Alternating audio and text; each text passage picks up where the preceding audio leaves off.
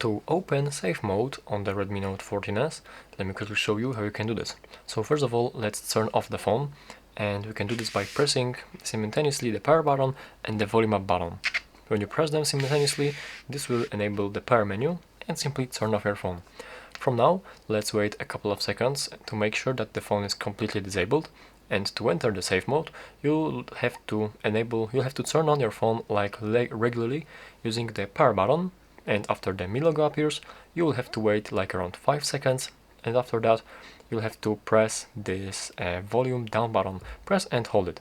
And after the sequence is made correctly, the phone should vibrate once, and after that it should vibrate for the second time, and it should boot up into the safe mode. So let's quickly do this. Press and hold until the Mi logo appears. Count 5 seconds, 1, 2, 3, 4, 5, and after that 5 seconds, press and hold the volume down button.